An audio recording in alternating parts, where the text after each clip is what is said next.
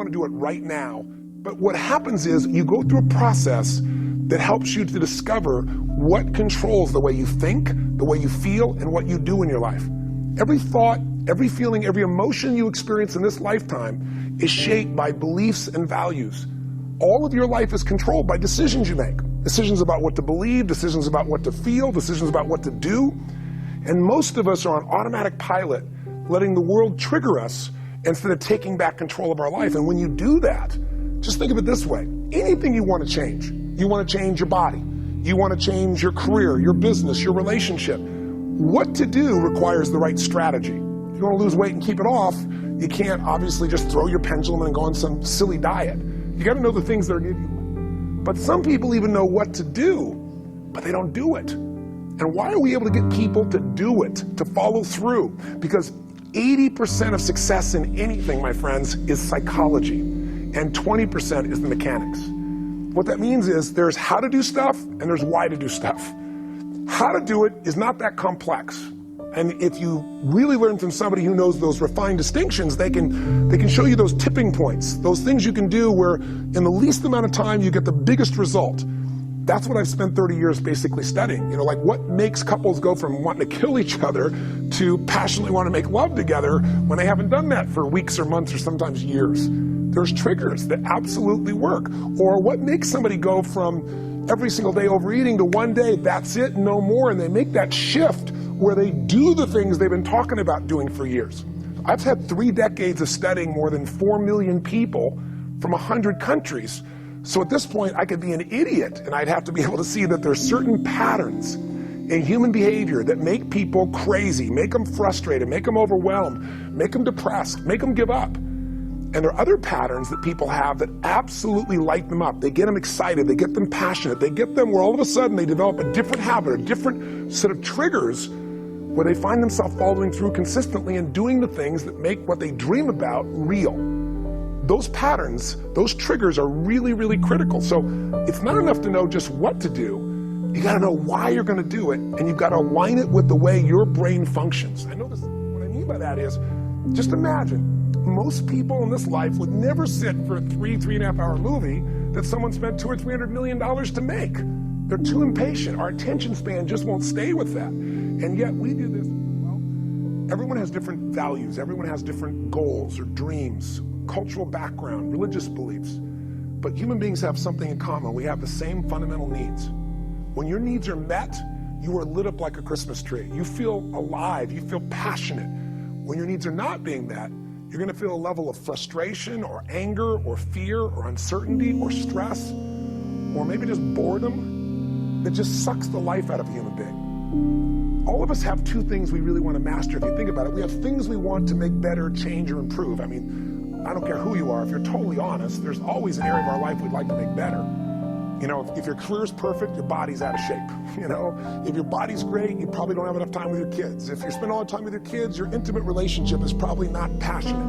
If your relationship's really passionate, maybe you're not taking care of your finances. I mean, it's the nature of human beings to focus on certain areas and miss others, and they tend to bite us later on. What I do is create a process where you're able to figure out what it is you really want in each of the areas of your life that are most important, what it is that's missing, show you where you want to, help you find out where you want to go, and then show you a set of strategies to maximize it. But then we click on the part that makes it all move forward, which is your emotion and your psychology. I mean, think about it. Information without emotion is forgotten. If I asked you, you know, where were you on the day of, 9/11, no matter where you are in the world, American or not, most people remember the moment they heard it, what was around them, where they were, what they experienced. If I asked you, where were you on 6/11, most people have no clue. You know, if I asked you what, anything I ask you about that has an emotional intensity to, there's this vivid understanding and memory. So what we do is take the information to change your life and attach an emotion to it within yourself that gets you to follow through. And that's what makes it enjoyable, and it's also what makes it work. In essence, here's what we do at all of our events. We do 3 things. Number 1, we get you totally focused on what matters most to you, not someone else. We don't decide for you. You decide what's most important. What do I want to make progress on? What do I want to change? What do I want to transform? And we put you in a state of just total laser focus. And when you're in that state, it feels incredibly powerful because most of us live our life bouncing around. I was reading some research recently where they talked about people today who are always multitasking, never focused, they're always doing 12 different things, never completely there, is having an impact on the way our brains function. In fact, the journal in, I don't remember the exact journal, but the journal in Britain, the psychological journal that described this, did a long-term study and found that people that are constantly multitasking, never focusing, are creating a different structure in their brains, and it affects them. It slows them down. It makes them less powerful, less effective. We all know the power of focus, but when's the last time you got yourself out of the pattern of your daily life and got totally focused on what matters most to you and did it in a state where you felt strong, alive, passionate, and with other people that you could learn from and be immersed with? It's pretty rare, isn't it? So when you get totally focused on what you want, a simple principle is wherever focus goes, energy flows. If you spend all your time and focus on your career, but your career's doing great, or doing better than most people's right now. If you put all your focus on your kids, I bet your kids are doing great and you have a great relationship with them. But the areas you're not focusing on are costing you. We're gonna help you focus on the areas that matter most. Now, once you're totally focused and you know what you want, what your goal is, you know where you are and where you wanna go. You understand where the gap is. That's healthy. Now, the second thing we need for you, the second pillar for sustainable success, think of these, if you would, as like, what does it take to have success last? What does it take? What is this really about? Ultimately, if you're going to have lasting change in anything, you're really talking about just raising your standards. I mean, I always tell people, if you want to know how to change your life, I give it to you in 3 words, boring as it sounds: raise your standards. And what does that mean? Corny as it sounds. Raise your standards. Oh, thank you for the breakthrough thought, Tony. I'm glad I wasted my time watching this little email with you. But think about it. Lasting change is different than a goal. You don't always get your goals, but you always get your standards. Maybe it'll help you is to think about it this way. I try to explain standards to people with a different set of words. Think of it as everybody in life gets their musts. They don't get their shoulds. Like, think about it. Most people have a list of shoulds, don't they? Don't you have a list of the shoulds, things you should do, you should follow through on? I should lose some weight, I should work out more, I should make more calls, I should respond more rapidly to my email, whatever, you know? I should get into the office earlier. I should be, more confident. Whatever your should list is, people love to have their should list be met, but it's kind of like New Year's resolutions. If it does, it's really exciting, but if it doesn't, which is most of the time, it's a little disappointing, but you kind of know it's not going to happen. But when you decide something is a must for you, an absolute must, when you cut off any possible, you say, I'm going to find the way, or I'm going to make the way.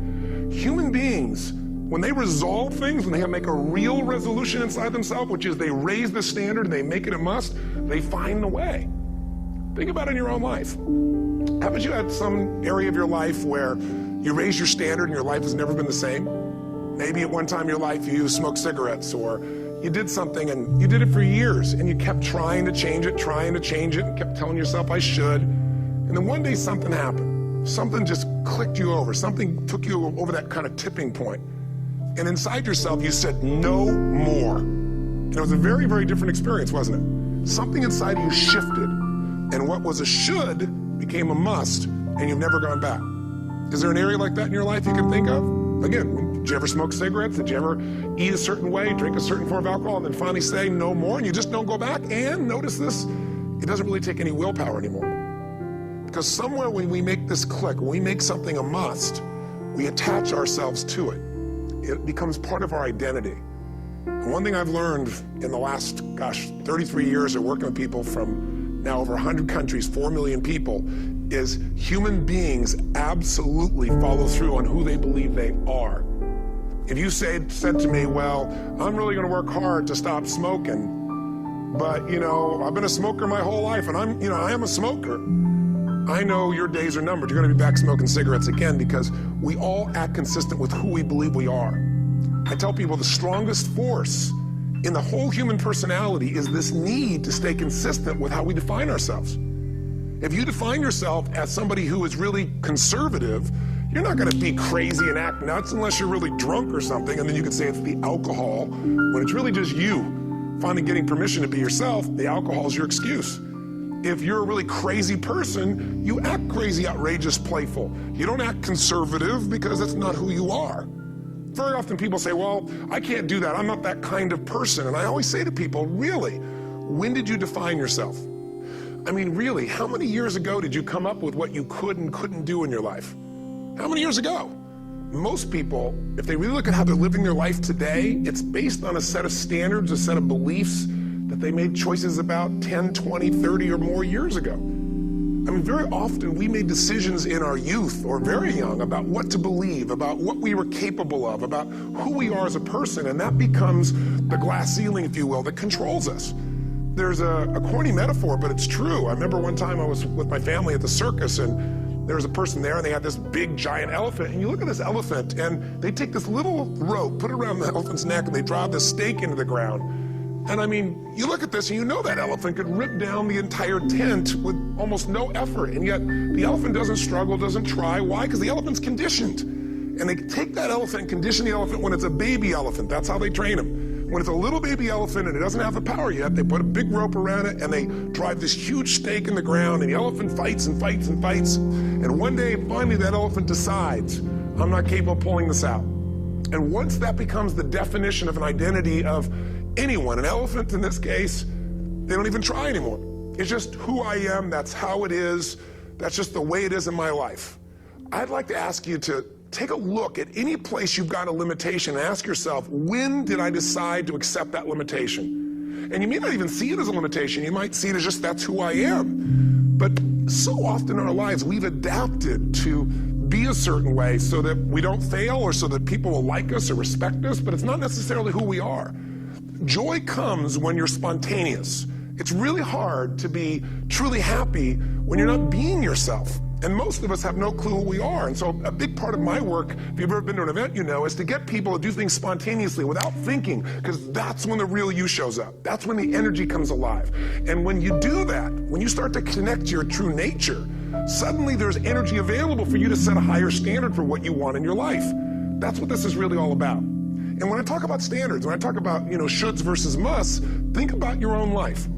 I know there have been areas in your life where some point in time you just shifted and you raised the standard and your life changed. Because whatever people have their identity attached to, they live. We live who we believe we are. That's just how it works. It's just kind of like, I'll give you an example. Look at your physical body. Your physical body today is an absolute reflection of only one thing, not your goals, not your desires, but your standards.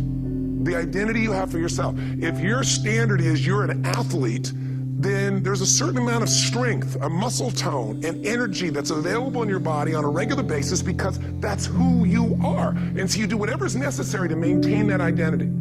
Again, the strongest force in the human personality is this need to stay consistent with how we define ourselves. Because if you don't know who you are, you wouldn't know how to act. Once you lock in on that identity, your brain finds a way to keep you there.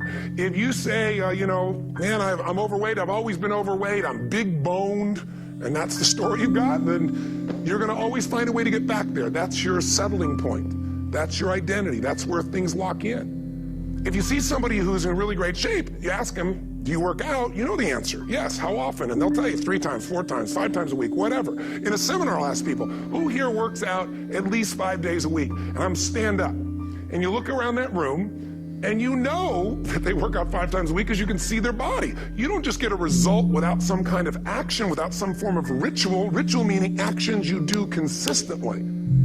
Now, do you think those people that are out there working out 5 days a week, do they have more time than you do? Or I have, or anybody else? Of course not. Is their life less busy? Of course not. It's just a must for them. They must work out that way, and they've made that turn and their life changed. So I'm not saying you have to work out 5 days a week. I'm just saying whatever you really want, wants don't get met consistently. Standards do. Whatever you identify, this is who I am. And so it's not so much about changing your identity as it is expanding it. Deciding that, instead of your goals to lose 10 pounds, which is not compelling, what if your vision was to get back to my fighting weight? This year, this month, this next 90 days, I'm gonna transform my body. I'm gonna take on a new challenge. I'm gonna find some technique or strategy, there's a million of them, that can reframe myself where I wanna feel younger, stronger, more vibrant than ever before. Here's my reasons, because I want the energy to really make my life work. Because it's tough out there, and I wanna be stronger than I've ever been before. I wanna go in front of the mirror, and if I'm naked, not, wanna laugh. I wanna look there and take a good look and go, yeah, I'm proud of whatever I see there. Whatever it takes, something's gonna make you laugh, smile, something that's gonna tease yourself, but something's gonna move you to another level. If you identify yourself in a new way and you own that every day, and that becomes the standard of how you live, you'll find the way to make that standard real. Money's the same way. Think about it. It doesn't matter what's happening, quote unquote, in the marketplace. People that make money find a way to make money no matter what, don't they? I mean, most people's standard is to pay their bills. So that's what most people find a way to do, even when economic times get tough. Most people, if that's their absolute standard, they find a way. Some people's standard is pay their bills most of the time. And so most of the time they do. Some people's standard is not just to pay their bills, but to take care of their family and maybe even some of their friends. And they find a way. In fact, you know, some people may be in a family where they don't have enough money, they barely have money to pay their bills. They work their guts out. And then somebody, their mother, their father, somebody else, their sister gets ill, and there's not enough money to take care of it. Nobody else has money in the family. They don't either, but they find a way to get that money to take care of their mother or father, don't they? And pay their bills. They never could do it before. Why? The situation made them raise their own standard. And not everybody does that. Somebody else in the family might have money and still not take care of their mother. It all comes down to the inner game, my friends. Changing your life is a change in the inner game. The outside world you can't control, but you have absolute control over this one if you learn the dynamics of what shapes you. And identity is one of those simple, clear, fundamental basics that if you start to shift it, everything else will shift in your life.